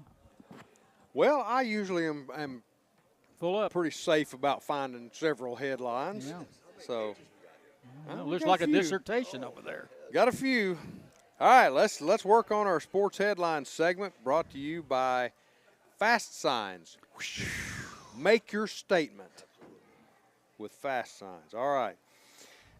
Former Cal State Bakersfield basketball assistant coach Kevin Mays is in custody, awaiting trial amid an investigation that has resulted in multiple charges, including allegations that he worked as a pimp in 4 different states. Former head coach Rod Barnes received a letter in August from an alleged victim of Mays saying that Mays had been trafficking an alleged victim since May of 2025. Barnes forwarded the letter to the school's Human Resources Department, resulting in multiple charges from university police, including pimping, possession of automatic firearms. Yeah, that's a good one, isn't it? And high-capacity magazines as well, and possession of both methamphetamine and marijuana with intent to sell. Obviously, they didn't really check his resume. Well, yeah, that looks like quite a resume right there. I'm telling you, that's Did he coach women's or a lot of charges. Did he coach women's or men's sports? He was men's basketball. Men's basketball. Okay. Yeah. Gosh, mighty. Yeah. But we'll have to part-time second job. Came with a little baggage. Yeah. Must have not come. They weren't coming through with that NIL money, I guess. Yeah. Of course, Mays has pleaded not guilty to all charges. Yeah, well. Yeah. We'll see how it turns out. He's got some talking to do. He sure does. Probably not coaching this year. Remember Kyler Murray, Heisman Trophy winner in 2019. But Kyler and the Arizona Cardinals may have parted ways, which they have. Yeah. But there could be another option for Murray's future in the form of Major League Baseball. In 2019, the then Oakland Athletics drafted Murray with the 9th pick of the first round. After the Heisman Trophy winner chose the NFL over Major League Baseball, the A's retained his rights and own them to this day, should Murray choose to return to Major League Baseball. Well, good. Always good to have a backup plan. It sure is. Who was if you're good enough. Was it Charlie Ward? Wasn't he won the Heisman Trophy at Florida State? I think he did, yeah. And then go in the NFL, went and played in the NBA, I think, for about 10, 12 years or something exactly. like that. Well, Boston Celtics star Jason Tatum is ready to go. After an almost one-year hiatus, Tatum, who tore an Achilles tendon last May, has been medically cleared and could possibly be in the starting lineup this weekend. The Celtics could certainly use his services on the court. Man. They need him right away. They do, yeah. They sure do. Well, the Naval Academy midshipmen are in the midst of their most successful basketball season since David Robinson. Remember him? Really? You sure do. The Middies, under the tutelage of head coach John Perry, are heading into the Patriot League Conference Tournament. Navy, like the other Division I service academies, does not offer NIL compensation, nor does it bring in transfers. That's right. So they play it straight. That's straight up. Yeah, sure do. Good luck to the midshipmen. Bob Harlan, Harlan, Bob Harlan, former CEO and president of the Green Bay Packers, who served the franchise in various capacities since 1971, passed away Thursday following an illness. Current Packers president and CEO Ed Policy said, this is a quote, "Bob was a visionary leader whose impact on the franchise was transformational," end of quote. Harlan was 89 years old. Yeah, he was like the foundations of that, of the Packers for so many years. He sure was, yeah. Well, let's talk about a few things that happened on this day in sports. All right. March 7th. Got a full page there. All right. Moving back to 1855. No, you missed it. I think we all missed that one. 1855, John Hanlon wins the Grand National aboard Irish horse Wanderer, who started the race at 25-1 odds. Made somebody rich, didn't they? Where was the race at? The Grand National, I don't know. I don't know where it is. I think it's in Europe. Okay. Somewhere, maybe in Ireland. 1857, baseball. 1857. Yeah, 9 innings constitutes an official game. Previous standard was 9 runs. Oh, you had to score 9 runs to be an official game. That might take all night. All night or nowadays could if you had a pitcher's battle. 1870, the Cincinnati Red Stockings, who were the first professional baseball team, by the way, Cincinnati Red Stockings, began an 8-month tour of the East and the Midwest. That's in 1870. We're still in the 1800s. Yeah, I'm telling you. Yeah. Now we're jumping to 1935. Bam, big time. 1935. Malcolm Campbell, I know you know that name, Mike, sets the world land speed record in his famous Bluebird car. He only went 276.71 miles per hour. That was the world's land speed, ground land speed. Really, at that time? That's at that time. The last record, that was the last record that was set on Daytona Beach, by the way. Can you imagine? They had a beach. 500-mile Indianapolis 500-mile winner. Yes. That was killed in Miami Beach trying to break the world's speed record. Frank Lockhart. Frank Lockhart. Yeah, and Stutz.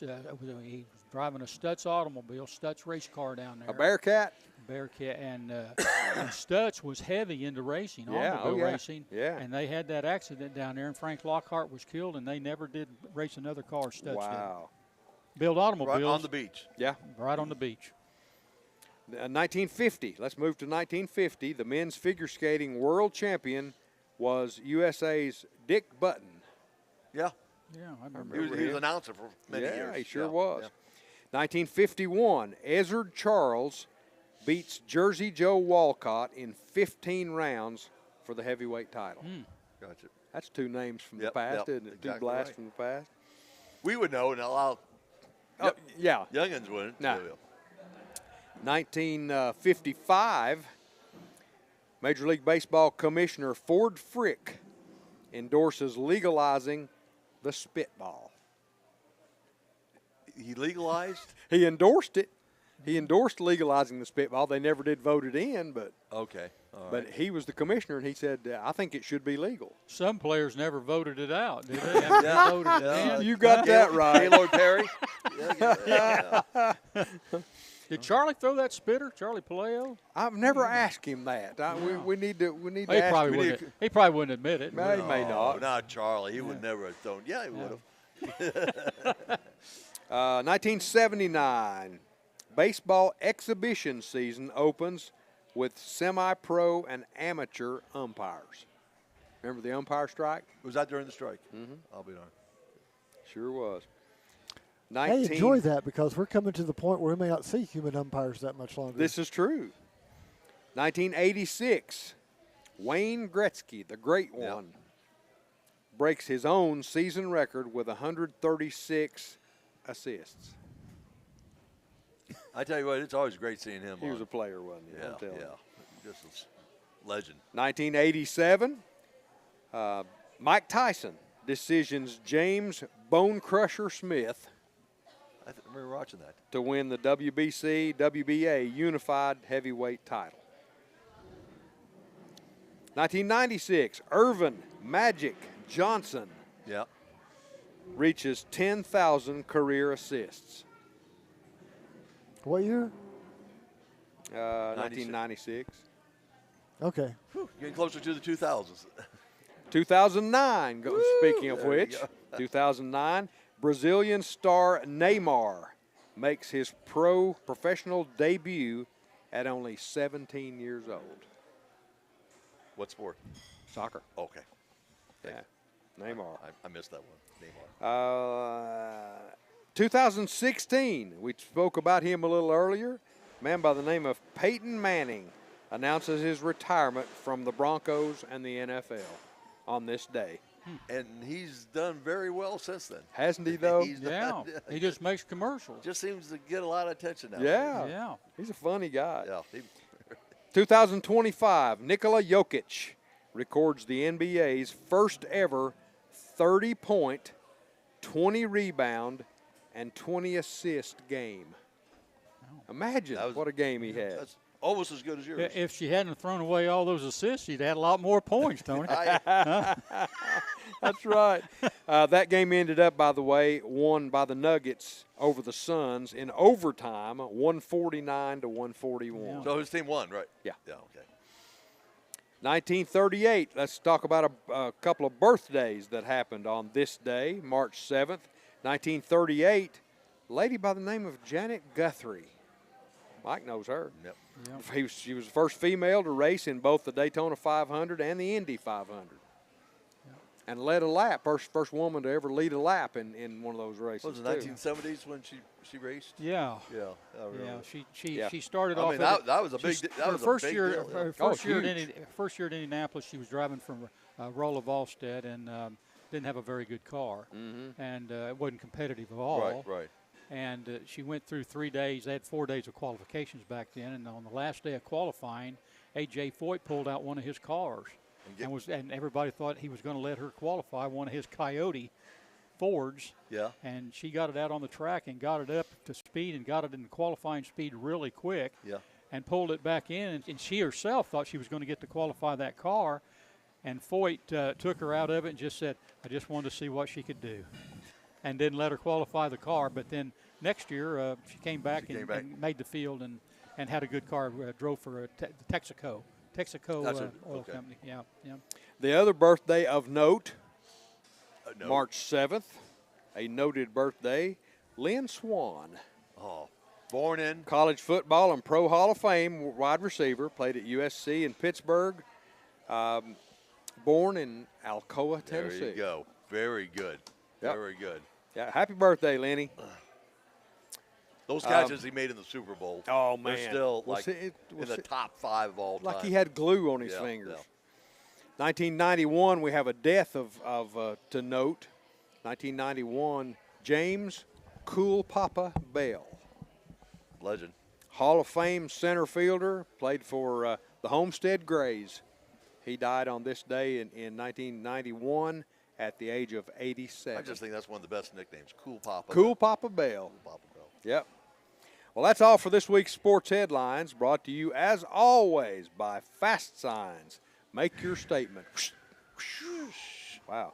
Like to make one thing of note. Go ahead, Tony. Lou Holtz. Yes. Yeah. Hey, we're going to move on to him in a second. Oh, yeah, okay. I'll step up. We're going to move on. Yeah. But, I'm Donnie Moore, and back to you, Gunner. Yeah. It's your turn I got a on Janet Guthrie. Yeah. She made the 500 for the first time in 1977. Well, they'd always said, "Gentlemen, start your engines." Tony Hallman, that was the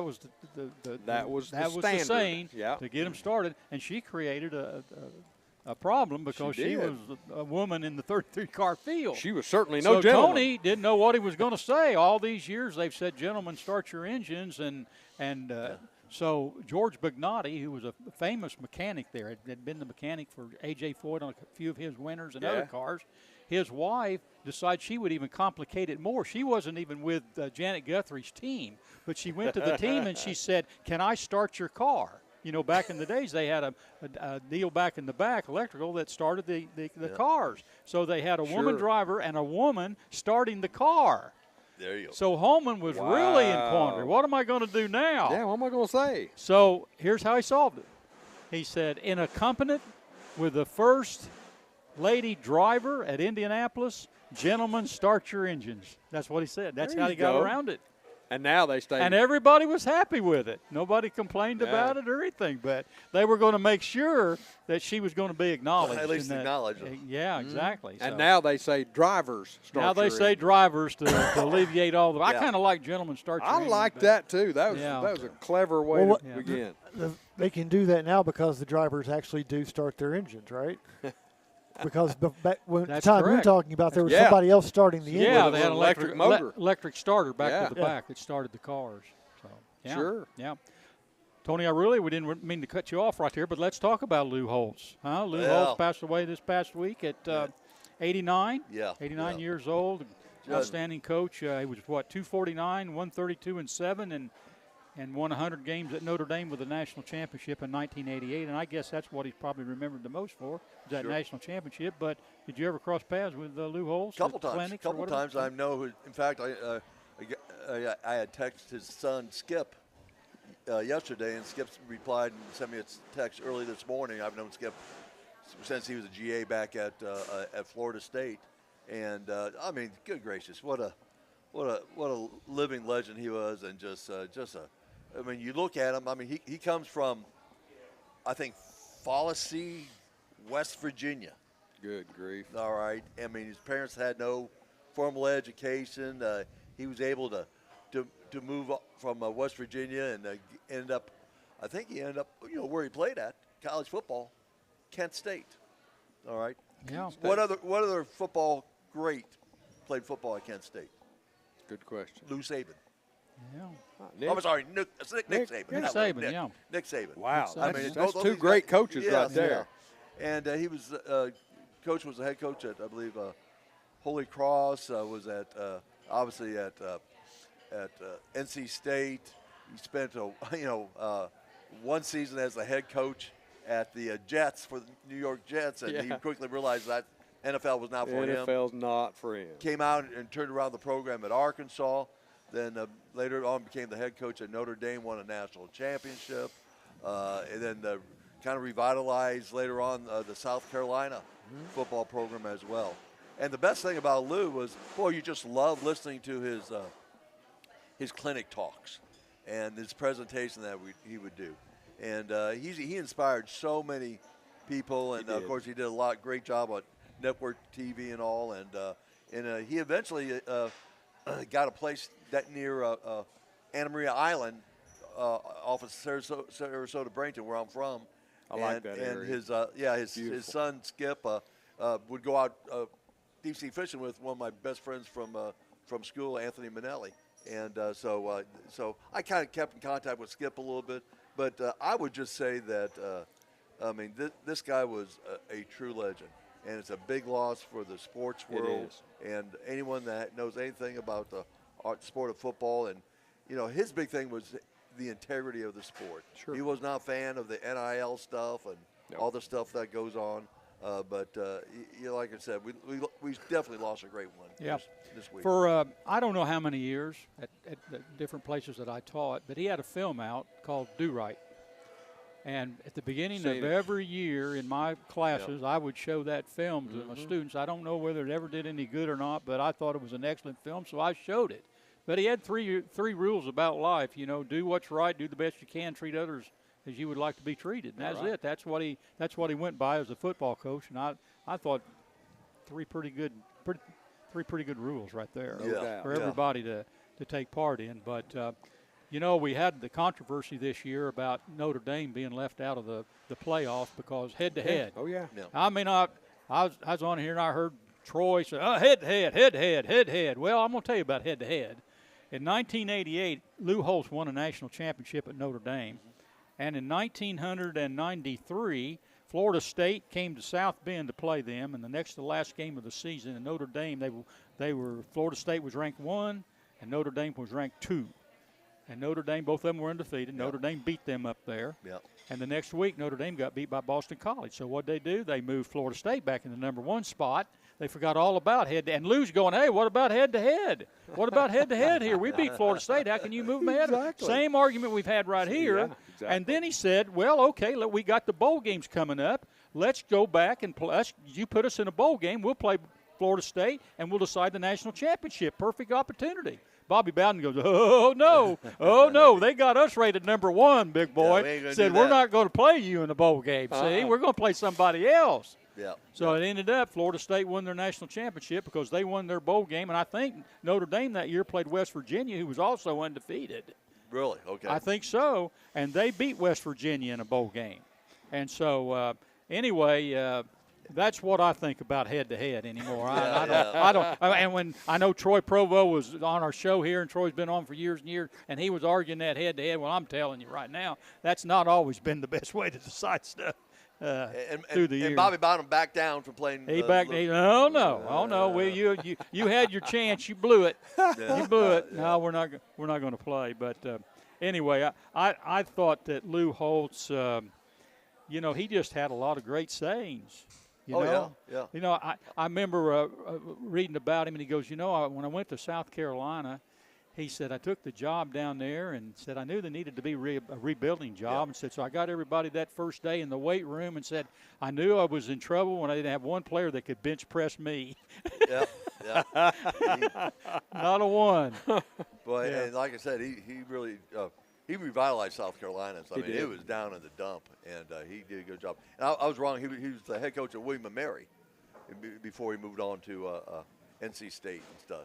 But like I said, he's you can still pull up a lot of his clinic talks on YouTube, and he talks about football and technique stuff, but he incorporates humor and laughter and through it all, and just great sayings. And so, like I said, we're not going to run into a guy like him very often. He told the story about when he was at Arkansas, the athletic director, I believe the guy's name was Harvey McKay, tried to get him to come up to Minnesota.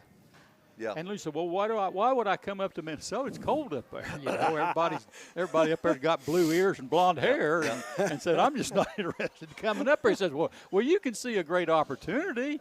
This is a great opportunity for you up here. He says, do you realize we only got beat by Nebraska last year by 7? Lou said, man, Nebraska got a tough football team. Said, I didn't realize that. He says, and after I signed up, I got to check it. It was 7 touchdowns. Not 7 points. That's all he said was by 7. 7 touchdowns. Yeah. But you know, he just, you know, he had some great players up there at Notre Dame. But, you know, if you look back through some of these schools right here, I think there was 3 schools he had losing records at. Yeah. You know, he wasn't always as highly successful. But but he took programs he had to build. You know, he had to build a lot of these programs. Right. I mean, William & Mary was not a good program. When he took out Arkansas, I mean, I think, they only won a couple games ahead of time. NC State was struggling. And so he went in there and turned the program. And, of course, at South Carolina.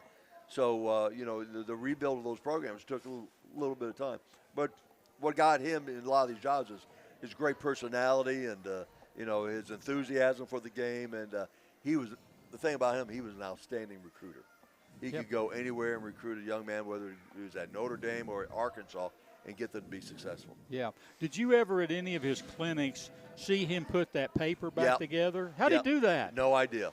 He never told you how he did that? Yeah, have you ever seen that? For you people listening, he would tear a newspaper up in about, 3 or 4 different places, and he would be giving a talk about, you got to tear somebody down, build them back up, and da-da-da-da-da, and then he'd tear the paper up, and then he would go flop it down there, and it would be all put back together. How do you do that, Tony? And there was one time I sat in the second row because I really wanted to see, because I knew we all knew he was going to do it. I really wanted to see how he did that. And I still couldn't figure it out. Huh? No idea how he did that.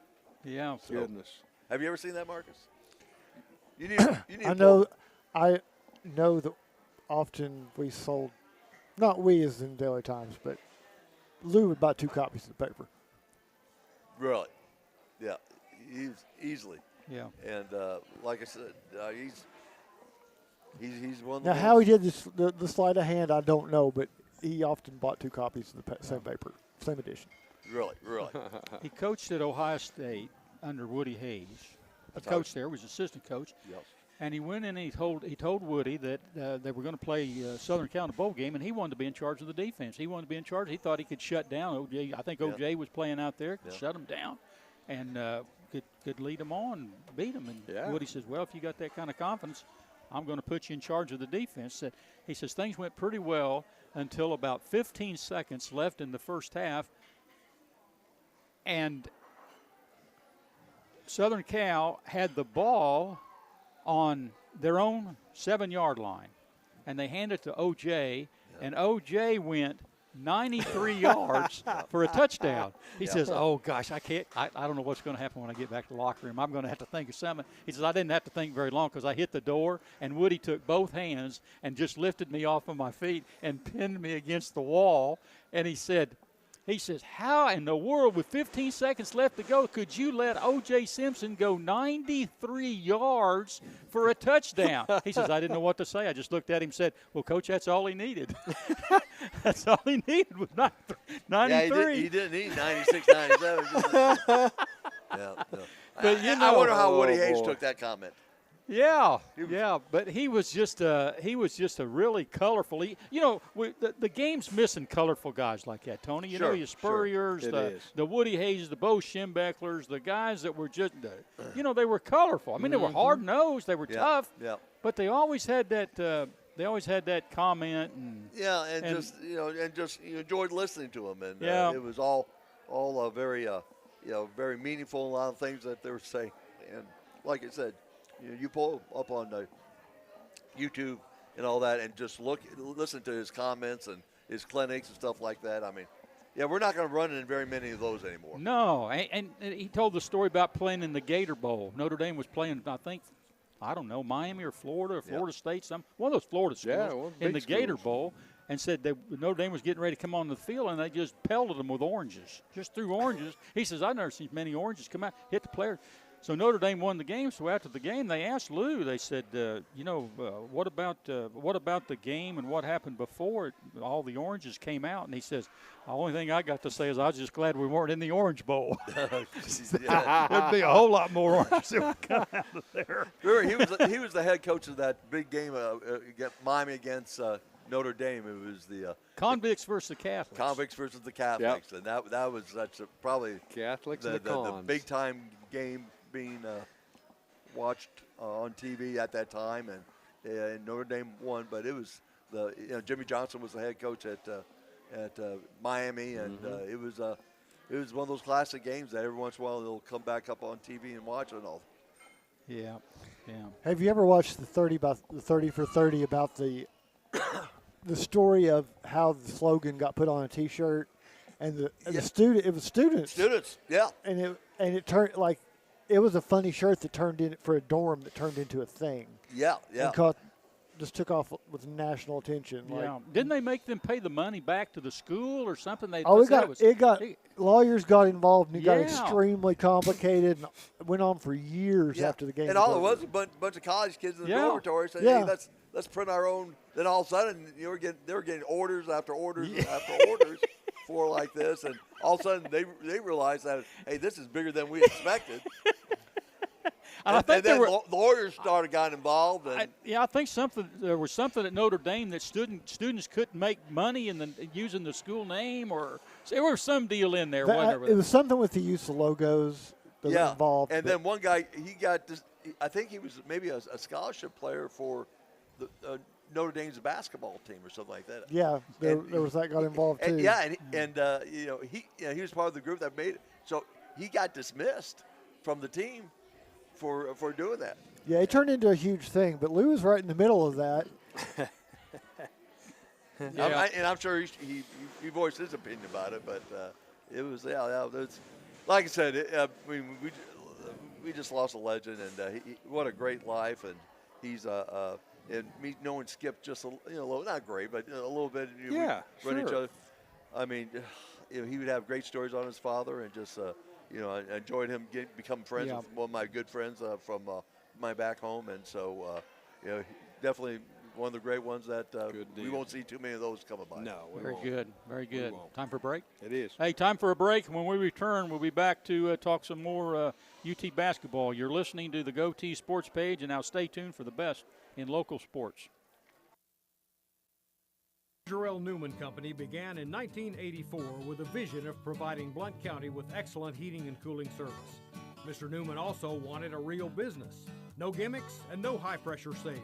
They just fix it or replace it. They want to stay within your budget and make you comfortable. Their motto still stands true today. Call us first, we'll be there. Call Roger L. Newman Company at 982-5446 or visit online at rogerlnewman.com. Cooler temperatures are approaching. Upgrade your furnace now for as little as $50 a month.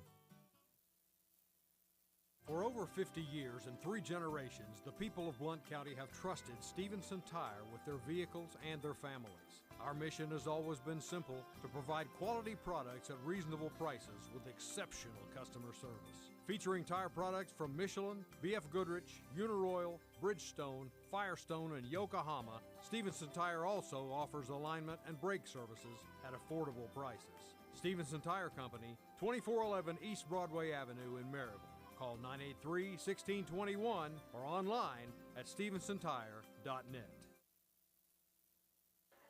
Welcome back to the Bluetick Tavern in downtown Maryville. This is Mike Edwards, the Greenfield Gunner, and I'm here with Donnie Moore, Mark Fitzsimmons, and Coach Tony Iruli. And I saw there the other day where Nolan Richardson, they're going to erect a statue of Nolan down there at Arkansas. Really? He was a great basketball coach there He for was. the Razorbacks, won a national championship. And, Tony, this is not the first time this has come up. When Nolan won the national championship down at Arkansas, he went to Frank Broyles and said, hey, look, they ought to make a statue of me out here. Yeah, and you know what Frank did? He fired him.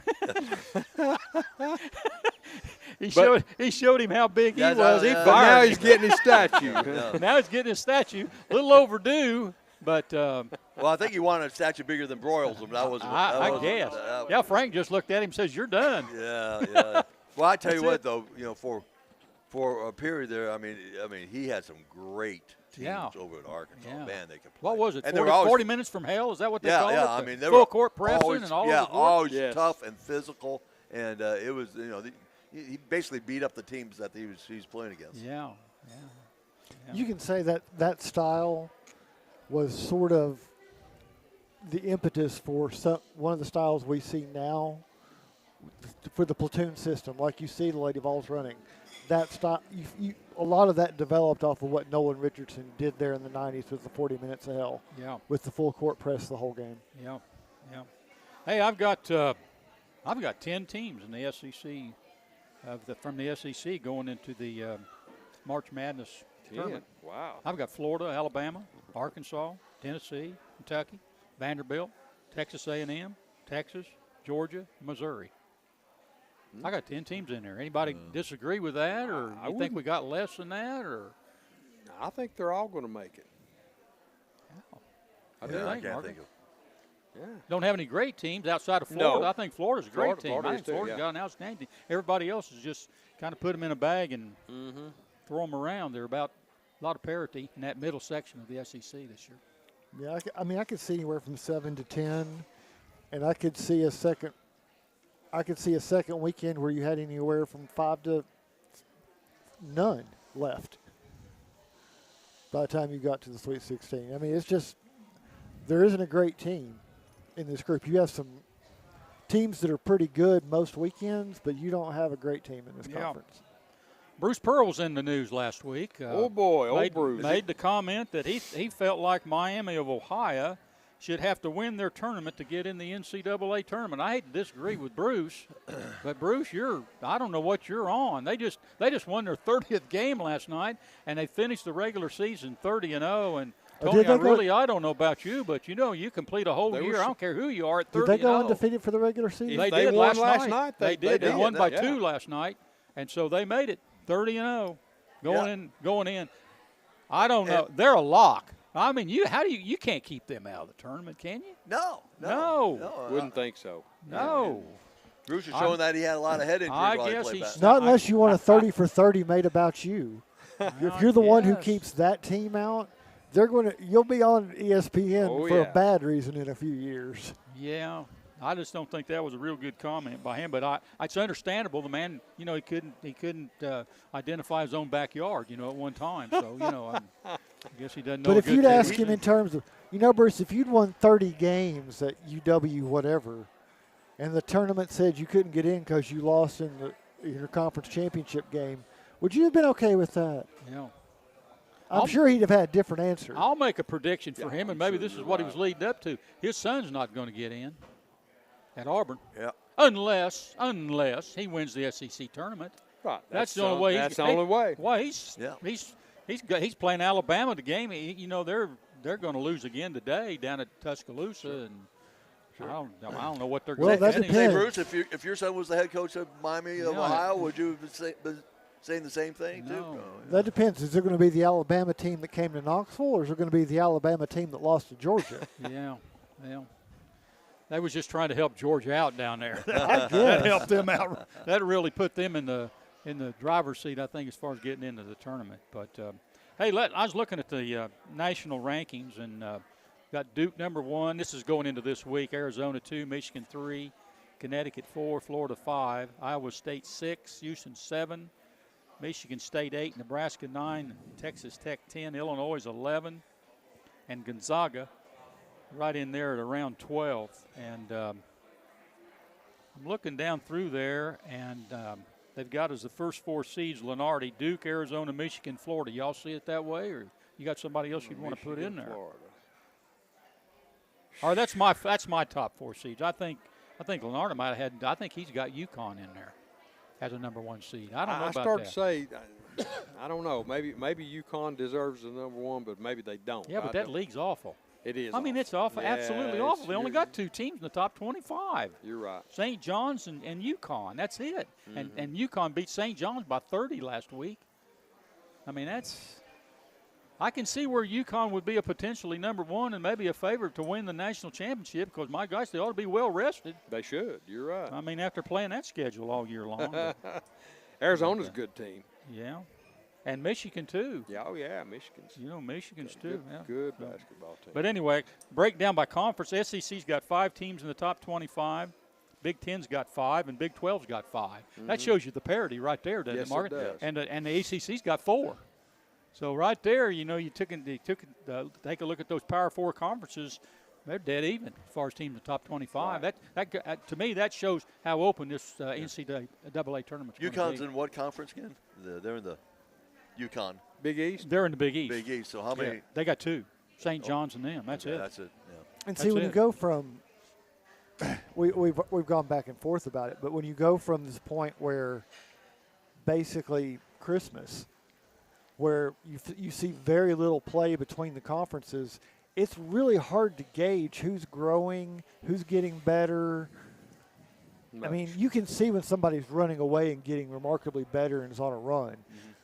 But it's hard to judge that when you've got like an SEC this year where there's not a great team, where you get in the ACC and you get past Duke, who's good and who's great.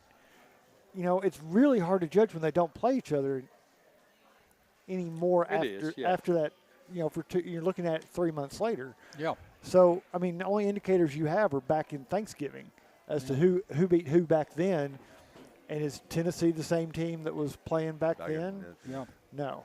So there's a lot of guessmanship in this, and that's why I love the tournament and that's what makes the madness out of it, because what all these prognosticators and analysts who are making much more money than we do here in Blount County No way. to make these seedings and get them completely wrong. Yeah. Well, in years past, I think St. Mary's is in Gonzaga's league out there, and I think that for several years, whoever won that league, you had to win the league to get in. Well, you left some good St. Mary's teams out of there. Well, what are you going to do? You got St. Mary's now. This year they're ranked 21st in the country, and Miami's ranked 19th. Well, in my opinion, if you're in the top 25, you got to be in the tournament, don't you? Yeah, I mean, 68 teams in the tournament. How do you keep them out? Yeah. You shouldn't have to play in. And another one that you're looking at is you're talking about the fine team Navy's got, but they're probably going to have to win the Patriot League to get in there. And then we've got another fine team right down here at Nashville that Rick Bird started years ago coaching down there, and that's Belmont. They've got I think they're 24-5 or something like that. And you're thinking, heck, they could make some noise in the NCAA tournament, but they're going to have to win the Ohio Valley. So, it makes it tough when you got to win the conference. And I think sometimes you leave out, it's not necessarily the best teams in the country. Right. Because somebody can get upset, in these conference tournaments, and they're not as good as what was beat out. Totally agree. I don't know. That's the way it is. You got it. All right. Hey, Tony, really good to see you again here. Good seeing you. Hopefully you'll be back next week. And Marcus and Donnie, we'll see you next week. You ready to blow that whistle? There it is. Do it. Hey, that'll do it for today's edition of the GoTeez Sports Page. Thanks to Aaron Ishmael back at Loud Media, our host of Bluetick Tavern, and all our sponsors. For Donnie Moore, Marcus Fitzsimmons, and Tony Iruli, until next Saturday, this is Mike Edwards, the Greenfield Gunner, wishing everyone good sports. And that's the final whistle. Join us again next Saturday for the GoTeez Sports Page. The best in local sports since 1978.